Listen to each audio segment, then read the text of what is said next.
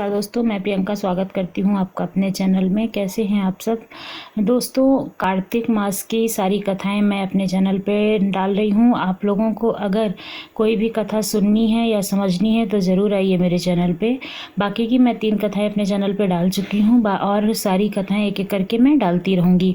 आज हमारा चौथा अध्याय है, तो चलिए चौथे अध्याय की हम कथा सुनते हैं।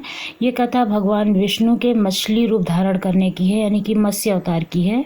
नारद जी ने कहा, ऐसा कहकर भगवान विष्णु मछली का रूप धारण करके आकाश से जल में गिरे।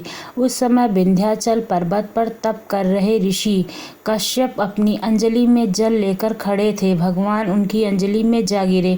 महर्षि कश्यप ने दया करके उसे अपने कमंडल में रख लिया। मछली के थोड़ा बड़ा होने पर महर्षि कश्यप ने उसे कुएं में डाल दिया। जब वह मछली कुएं में भी ना समा सकी तो उन्होंने उसे तालाब में डाल दिया, और जब वह तालाब में भी नहीं आई, यानी कि भगवान विष्णु अपना रूप जब धीरे धीरे बढ़ाने लगे तो फिर वो तालाब में भी नहीं आई, फिर उसको समुद्र में डला दिया।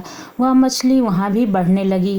फिर मत्स्य रूपी भगवान विष्णु ने इस शंखासुर का वध किया और शंखासुर को हाथ में लेकर बद्री वन में आ गए। वहाँ उन्होंने संपूर्ण ऋषि को बुलाकर इस प्रकार आदेश दिया, मुनीश्वरों, तुम जल के भीतर बिखरे हुए वेद मंत्रों की खोज करो और जितनी जल्दी हो सके उन्हें सागर से जल के बाहर निकाल लाओ।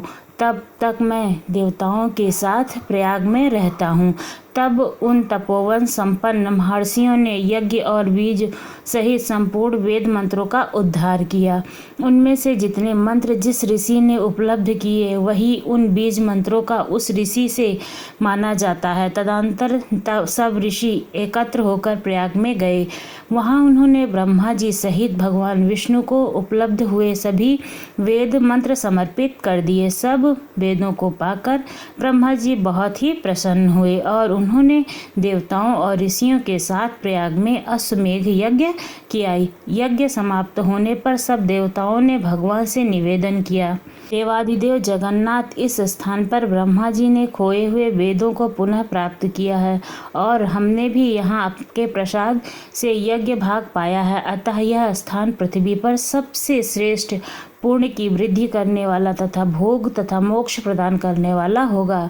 साथ ही यह समय भी महापुण्य और ब्रह्मघाती आदि महापापियों की भी शुद्धि करने वाला होगा तथा यह स्थान यहाँ दिए हुए दान को अक्षय बना देने वाला होगा।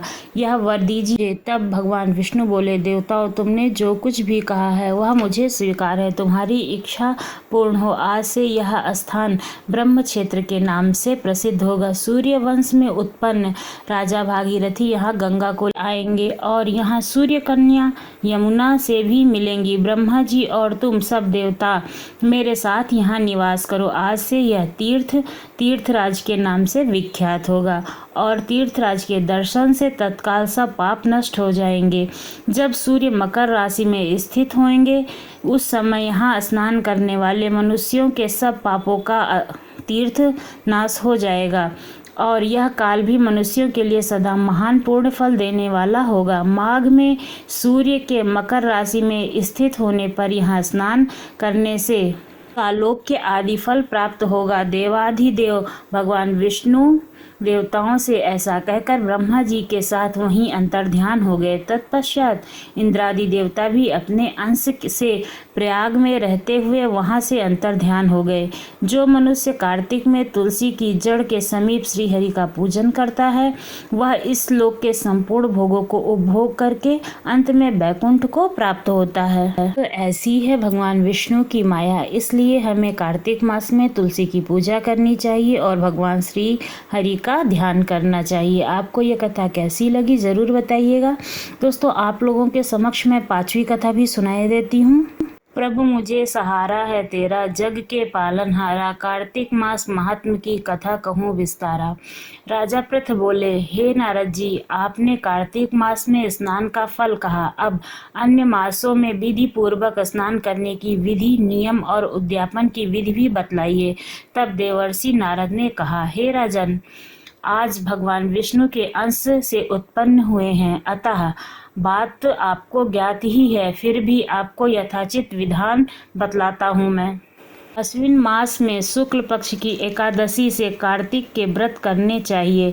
ब्रह्म मुहूर्त में उठकर जल का पात्र लेकर गांव से बाहर पूर्व अथवा उत्तर दिशा में जाना चाहिए। दिन में या सायंकाल में कान में जनेऊ चढ़ाकर पृथ्वी पर घास बिछाकर सिर को वस्त्र से ढककर मुंह को भली भांति बंद करके थूक व सांस को रोककर मलमूत्र त्याग करना चाहिए।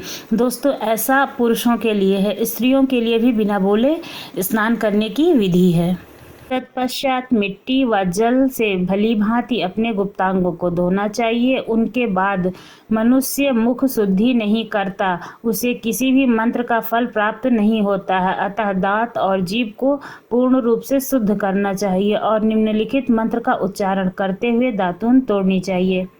बृहस्पति, आज मुझे आयु, कीर्ति, तेज, प्रज्ञा, पशु संपत्ति, महाज्ञान, बुद्धि और विद्या प्रदान करो। इस प्रकार से उच्चारण करने के बाद, यानी कि इस प्रकार से कहने के बाद में वृक्ष से, मतलब जो भी पेड़ आपके पास हो, उनसे 12 अंगुल की दातून तोड़ना चाहिए।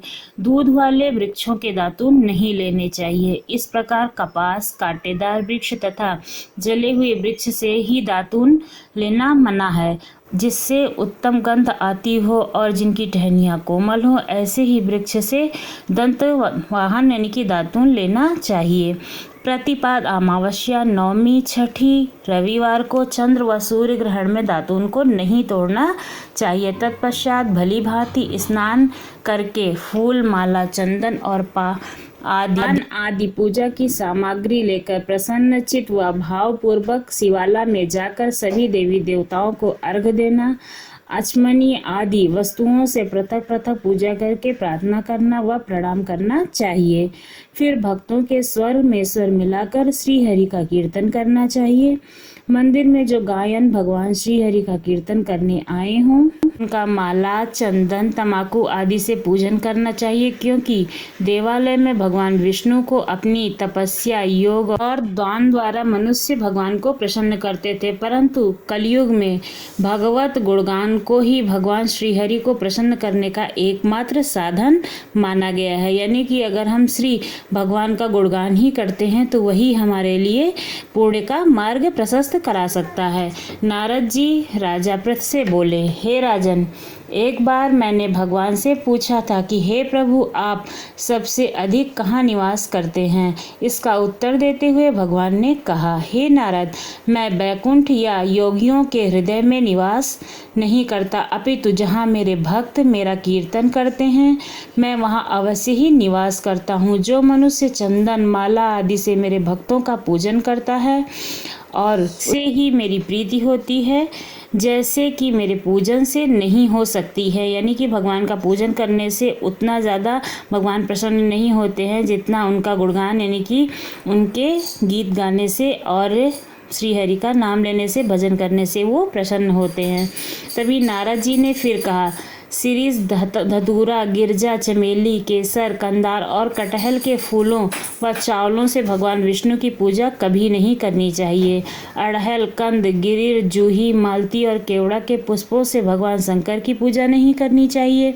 जिन देवताओं की पूजा में जो फूल निर्विध हैं, मतलब जो फूल उनको नहीं चढ़ाने हैं, उन्हीं से उनका पूजन करना चाहिए। जो उनके लिए बने हैं, मतलब जो उनकी पूजा में माने जाते हैं, मान्यता दी गई है, उन्हीं फूलों से उनकी पूजा करनी चाहिए। जो फूल जिस देवता की पूजा में वर्जित हैं, उनसे उनकी पूजा नहीं करनी चाहिए। पूजन समाप्ति के बाद भगवान से क्षमा प्रार्थना करनी चाहिए, यथा, हे सुरेश्वर, हे देव, ना मैं मंत्र जानता हूँ ना क्रिया जानती हूँ, मैं भक्ति से भी हीन हूँ। मैंने जो कुछ भी आपकी पूजा में किया उसे आप पूरा करें और जो भी गलती हुई हो उसके लिए हमें क्षमा करें। ऐसी प्रार्थना करने के बाद प्रभु से साष्टांग प्रणाम करके भगवान का कीर्तन करना चाहिए, श्री हरि की कथा सुननी चाहिए और सबको प्रसाद देने के बाद में स्वयं प्रसाद ग्रहण करना चाहिए। इससे भगवान विष्णु की अति कृपा प्राप्त होती है। आप लोगों को ये कथा कैसी लगी ज़रूर बताइएगा। जो मनुष्य सारी चीज़ों का पालन करते हैं और कार्तिक मास का व्रत और अनुष्ठान करते हैं, वो इस जगत के सभी सुखों को भोग कर अंत में मुक्ति को प्राप्त होते हैं। भगवान श्री हरि के भक्तों, अगर आप लोगों को ये कथा पसंद आ रही हो तो आप